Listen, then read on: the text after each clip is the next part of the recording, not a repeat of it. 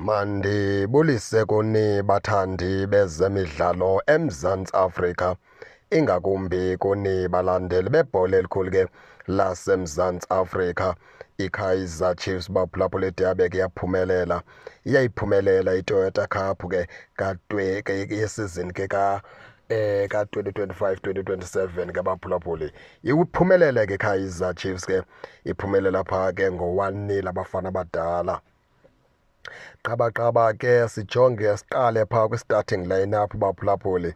Ndiqinisekile bonke abantu bebenee-questions bezibuza ukuthi kudifenda kanjani uMuguel kunye noFrozlock centre back. Beqalise uMonyane ngapha right back, baqalisa ngapha ku-left back uBradley Cross kwakuBrandon Peterson ngezibhalini. Esaze kuthini sebala sibona uMthisangwa, le midfielder ke intsha eKaizer Chiefs isuka phaa kwizwekazi ke laseTanzania. Ngapha ecaleni kwakhe ngesiqhelo ke nguLebogang Mabuye, encediswa phaa nguChislet. Ize ke ifunza ngama-follows ke uVelebhayi Mfundo Vilakazi, abafana abadala ke kunye ke nale ndodanyana ke yakwaFlavio Silva phaa ngaphambili. Sithi sawuthi uqwalasela ke thina ke wonke umuntu bezibuza question kulaa centre back yoba uFrozlock uye kanjani phaa kulaa centre back. Kodwa ke umqeqeshi kusho ukuthi umqeqeshi nomqeqeshi ke unendlela yakhe ke yokutshiya kwenza izinto, unendlela yakhe ke yokutshintsha okanye ke yokuseta iskimo okanye i-system yakhe yokudlala emele ke siyihloniphe. iKaizer Chiefs ke baphulaphuli ke idlalile, kodwa ke into sakuyithetha into yokubana sisajonge elikhulu ngoba izawuvula isizini, uyivula neqela lisafikayo phaa iKruger United. Kulapho ke sifuna ujonga kakuhle khona into yokubana ngabe iKaizer Chiefs le iphethe ntoni esandleni, ngoba le Toyota Cup yicup yona, kodwa kuyafana ukuthi ke ngumdlalo wabo wokutreyina xa kuzovulwa isizini.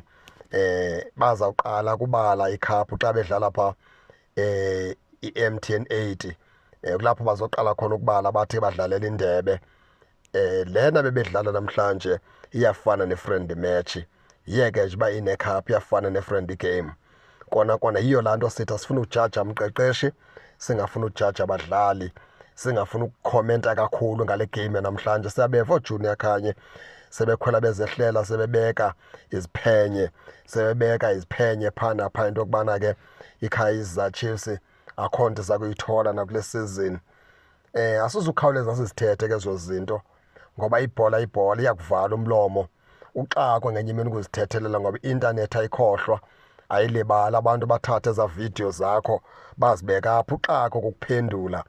Into ebalulekileyo ke bokumele uba umqeqeshi weKaizer Chiefs nabadlali beKaizer Chiefs sibanikeza ithuba eloneleyo, ngoba ke iseyigame yokuqala sibabukele, futhi naloo game leyo bathe bayiphumelela iToyota Cup yangena ekhaya. Injalo ke baphulaphuli ke ningangena nitsho into yokubana niva njani, nize ningakhohlwa usubscribe kule channel kuze ningaphoswa zezemidlalo endizanothulela zona kwixa elizayo kakuhle babukeli.